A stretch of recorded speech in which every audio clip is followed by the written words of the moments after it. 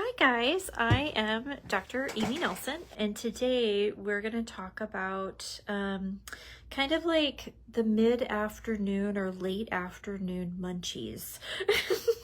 It's a question that I get a lot in my practice, and kind of an interesting discussion, and so we'll get into that. But today I'm just gonna dive into that, but I guess I'll tell you who I am. I am a naturopathic doctor, and I work in Austin, Texas, and I have 3 areas of specialty. I work with digestive issues, I work with hormonal issues, and neurotransmitter issues. And you can check out my website. I'll list it in the link below. I chose to be a naturopathic doctor because I like to investigate the root cause of illness. I went this route because as I was preparing to go to medical school, it just made sense to me to try to solve problems rather than cover things up. And nothing against medicine. Sometimes we do need to cover up the symptom, but I found that we needed to have more investigation into the root cause, and that makes me happy when I can do that for people. And I practice in Austin, Texas. Naturopathic doctors aren't licensed everywhere. We're licensed in about 25 states where we're licensed as primary caregivers, and we're trained that way. So we went to medical school, but we have just a different philosophy of understanding how the body works. And we're not against medications, but we work with it to solve problems, right? So we often use like nutrition and supplements and just stress management. And, we're trying to get some habits and goals set for the body so that we can kind of achieve some different things than the pathology, So we work with all of it. I always tell patients, I like to have you want to have all the tools in the toolbox, because then you have a good selection of what the right tool is going to be, or the right combination of tools. So if we just had one set of tools in the toolbox, we might limit ourselves, right? So we're always working in that way. So I work a lot with people who have digestive issues. I did a lot of my training at the IBS Treatment Center in Santa Monica. So I also work a lot with thyroid issues and hormonal issues. And then I have a really special interest in neurotransmitter health, because when I was first going into medicine, my first job in a hospital was at a psychiatric hospital. So I'm always just fascinated with how all of that operates. So yeah, if you want to learn more about me, go to my website, and I always do free meet and greets for 10 minutes too. If you have something going on and you want to see how I would tackle it, just give me a call, and I'll put all that information down in the links. But so today, this is an interesting problem that I've been tackling, because I'll work with people who are trying to lose weight, right? And one of the sabotage moments is when I get home from work after dinner and I sit down to relax, I just want a snack. And what's going on with me? And how do I stop that? And what's happening? And that's actually kind of interesting, because I try to stop and look at the biochemistry of what's happening, and there's some ways that things make sense as to why you would be feeling that way. So I think then there's going to be some solutions that we can work with. So let's talk about stress first. So the nervous system and the digestive system are like best friends. They communicate all the time. And so our nervous system especially is, we have a lot of divisions in the nervous system, but the 2 main ways our nervous system is divided is the parasympathetic and the sympathetic nervous system. We're talking about the autonomic nervous system. So the sympathetic nervous system is fight or flight, like, oh my gosh, I gotta run from the tiger, right? And we've covered this a little bit in a couple other lives where, we really have just an immediate set point for that sympathetic system. We don't want to have to think about, should I stop and run from the tiger? Is this a good idea? Your body just does it automatically. And, as we deal with our pressures and our, hectic schedules and a lot of different dynamics in life, that sympathetic nervous system gets called to action really quickly. And for some people, it can be really, substantial and easy to do the sympathetic nervous system. Other people can kind of calm down a little quicker than others. There's some genetics in there actually for that. But a lot of times, we're working all day. We're running on cortisol, which is a stress hormone. We're running on adrenaline, which is epinephrine and norepinephrine. So these two actually like to increase our glucose. So like if you had to run from a tiger really quickly and you needed quick energy, the adrenaline and cortisol would go to the liver and say gluconeogenesis right now. And that means, hey liver, dump your stored glucose because, oh my gosh, she has to sprint. And you would get a glucose spike really quickly, right? So then you're running on this like glucose. You don't even get to taste a donut or taste a candy or anything. It's just up there. There's some glucose aspect. And when actually you're working with people who have prediabetes and type 2 diabetes, you're really, well, and even type 1 diabetes, this could be something where you're going to work on the stress levels to try to understand how much of that, insulin and glucose is, kind of from the nervous system feedback loop, right? So anyway, you've got this cortisol level, it's up there, and then what also happens, which is really interesting, is that sympathetic nervous system says, hang on, digestion, we're not going to do you right now. Digestion, you're going to have to you're an afterthought. We're not going to really promote digestion, So actually, and we covered this with the stress piece in indigestion. So sympathetic nervous system innervates stomach, gallbladder, pancreas, right? And that means like it says, hey, let's just slow this down. She's way too stressed out to have any kind of like support right now. Like we're just running and getting out of danger. We're just in basic survival, right? So actually the sympathetic nervous system shuts down the digestion. And so that means like we're not gonna secrete things like stomach acid and pancreatic enzymes and concentrate the bile. So you're not gonna get nutrition. So like, let's say at work, you're just really, really busy. Maybe you're getting a short lunch break and you're just eating over the sink. And, are you even absorbing that nutrition?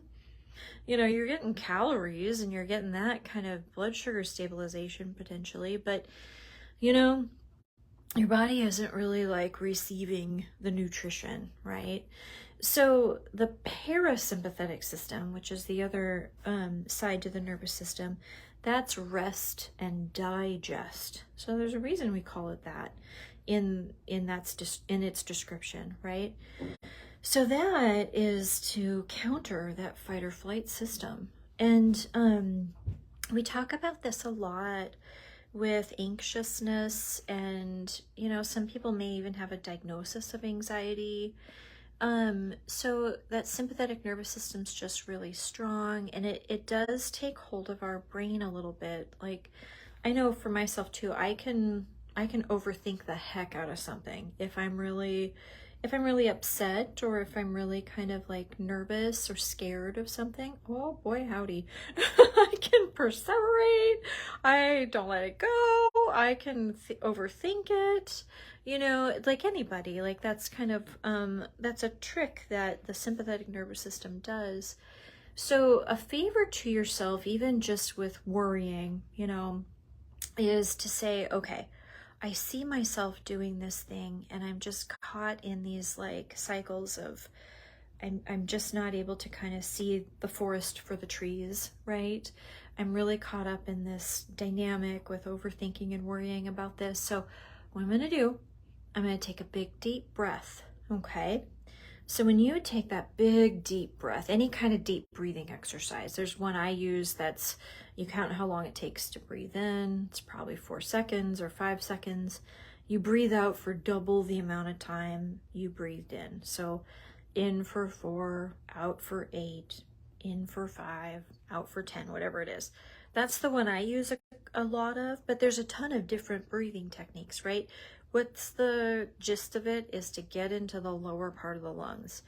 that is where we flip the switch to say, hey, GABA, which is gamma aminobutyric acid, GABA, will you please just come on board and get that parasympathetic system going? You know, that is bringing support back to digestion, because guess what? Parasympathetic is also innervating the stomach, the pancreas, and the gallbladder, and of course the intestines, right?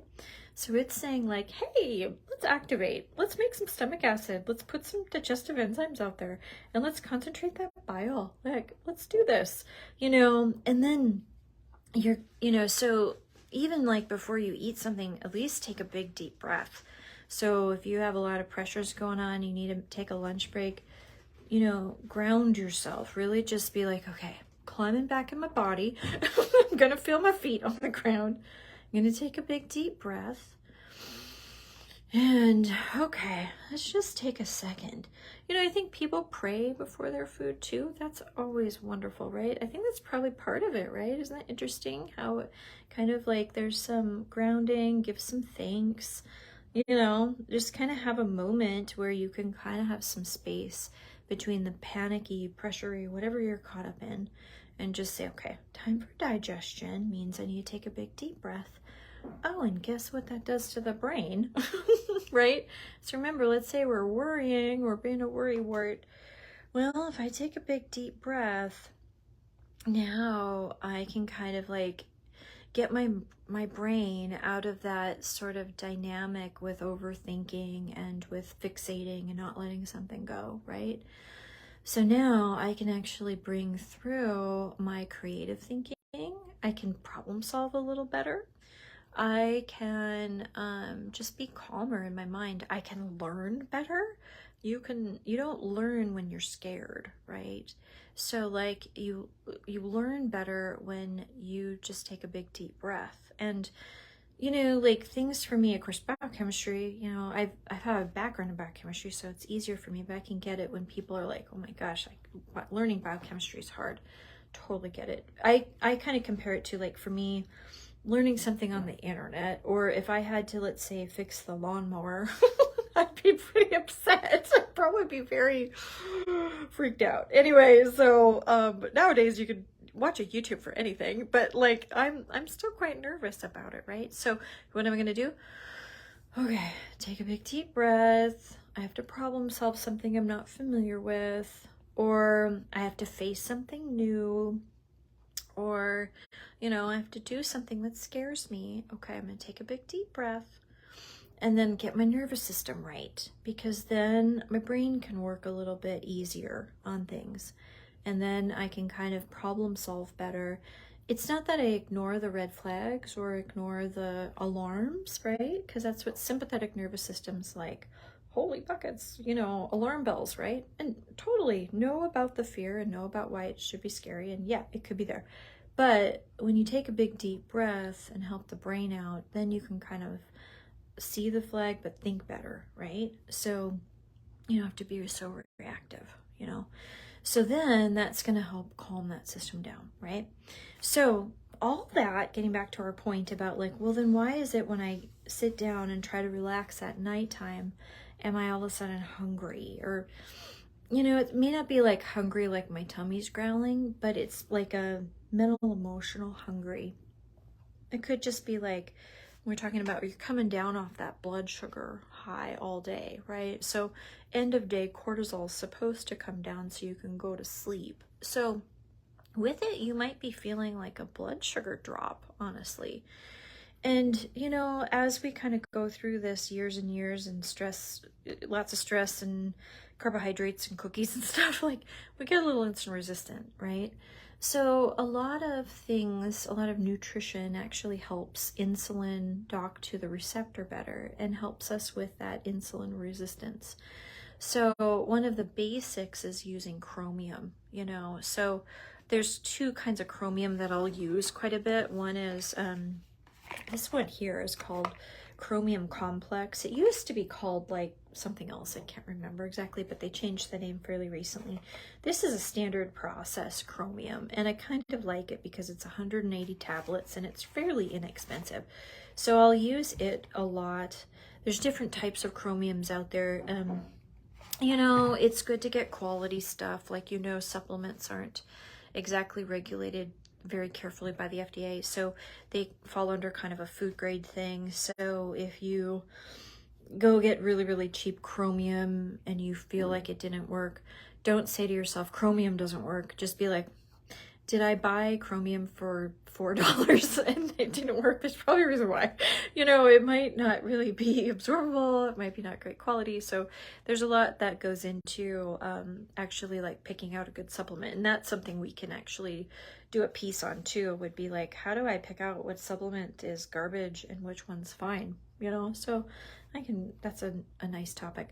So chromium's just a nice, easy one. Usually about 200 micrograms is a dose that you'll stay with.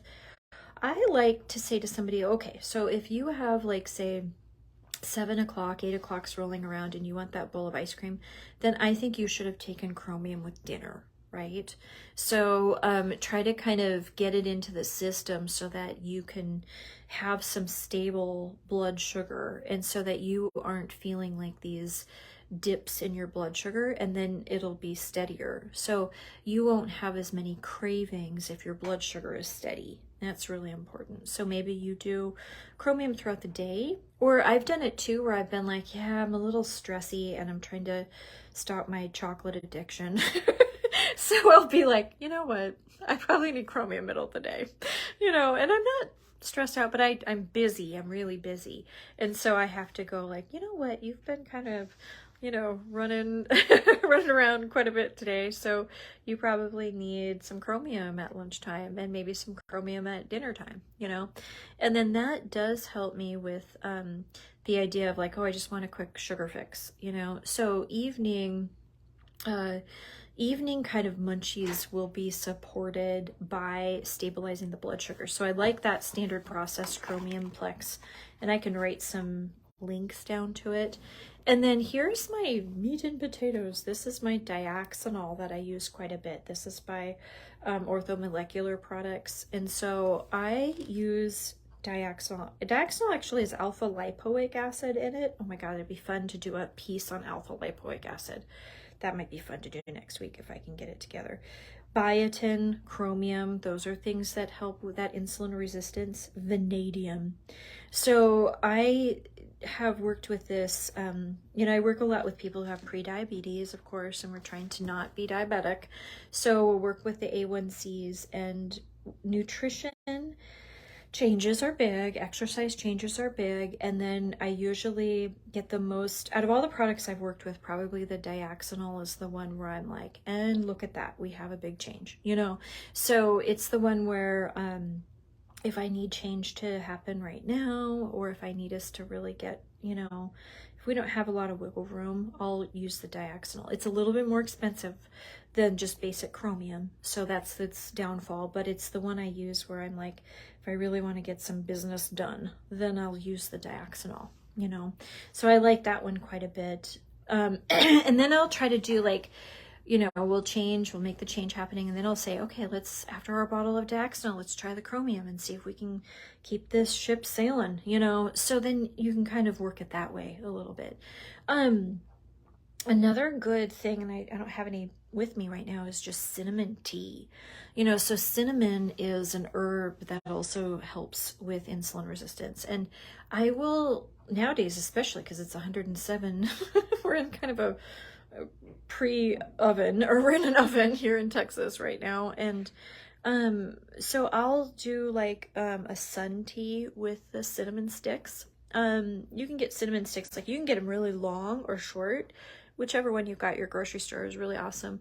Or honestly, like you could probably dump like some of the powder in with it too, you know, because cinnamon, it's not like it's going to go into solution, but you're going to get an extract out of it, and then maybe you just strain it, you know. I like using, when I'm making sun tea, I'll use the long cinnamon sticks. I just find them at our grocery store. They're long, like they might even be 12 inches long, like they're really long. And so I'll stick them in the 1 gallon container with water, and I'll just stick it in the sun. And then you'll see, like, in Texas, like in an hour, you have some tea, but maybe you let it sit for a day. So yeah, you get really good tea, and cinnamon tea is just kind of sweet on the palate without being sugary, and it does help you with your blood sugar. So cinnamon's wonderful for that. So I love those tricks to help stabilize the blood sugar. So yeah, so let's talk about that other thing. So evening munchies, the other thing that I've worked with is good old digestive enzymes. And sorry if this is backwards. I have to figure that out. This is Panplex. I use a lot of digestive enzymes because, like we said, and I've covered this in a topic before, like if you're stressed or if your digestive system is inflamed, you need digestive enzymes until you can get that squared away, right? And this was something for years I overlooked. And then realized that the impact that the sympathetic nervous system has on that upper GI is way bigger than I thought it was. And when I started reading about it and started kind of understanding the dynamic, I was like, oh, so that's why we're malabsorbed a lot of times. Or if someone's got, say, a gallstone, they've had weak bile for a long time. And so the strong bile is what will kind of cause that. Now, I learned that even the gallbladder is innervated by the distal end of the vagus nerve, right? So that really was interesting to me because of the gallstone dynamic has something to do with the sympathetic nervous system, right? So this is something that, because malnourishment isn't like front and center, hi, today you're malnourished, you can't, it's not like written on your forehead, you know, it's hard to see it sometimes. Women, we might start having bone density, you know, later in life, our like bone density is a thing, and we're like, oh, okay, so that meant we just weren't really absorbing for our whole lives, maybe, you know, or a large portion of it. You know, men, because they just have a different, you know, musculature, and they're just born with more bone density, and then they have more testosterone and less hormonal fluctuation out their lives. They don't necessarily have a, you know, osteopenia as much as women, but it's not, but men can have it for sure. So there's, you know, bone density issues always scream to be malnourishment. Thyroid issues scream to me malnourishment. Anemia, of course, is a malnourishment thing, right? So, hair, skin, and nails type stuff, like you know, just flimsy nails and your hair's thinning. That's kind of some signs and signals that we're a little malnourished. So I mean, it can be really subtle, but I go back always to stress and inflammation. And so if that's happening, then getting some digestive enzymes on board really helps. And I'll tell you what, like, that's what I noticed when I started taking digestive enzymes, like more in a committed way, is that I was like, oh, my evening munchy thing isn't as big of a cookie monster. You know, my inner cookie monster is not really trying to climb out right now. Oh, interesting. So what happened earlier in the day is I got more nourishment out of the food that I ate. So got more out of breakfast, I got more out of lunch, and I got more out of dinner, right? So now the evening hours aren't as bad because I've absorbed my nutrition. And so, you know, working with that really does help. Because, you know, with me, I'm always working with people and their nutritional goals, whether that's trying to be anti-inflammatory or to not be diabetic or to lose weight or to have some other health goals. That evening hour, you know, is kind of a real vulnerable time because we feel like we get a little sabotaged because our nervous system, honestly, throughout the day is like that. So yeah, if you ever just want to talk to me, my phone number is 512-412-1072, and you can get on for a meet and greet if you have something that you want to know how naturopathic doctors would assess it and how we would handle it. So anyway, it's been fun. I think next week we're going to try another topic. I'm kind of just random about it, but if you ever want me to cover a topic, just message me, and I kind of like that. And yeah, I'm thinking maybe about going into alpha lipoic acid and just doing maybe a little you know, alpha lipoic acid 101. That would be an interesting thing. So you can learn more about different nutrients and biochemistry and all that kind of stuff. So thanks for hanging out with me, you all.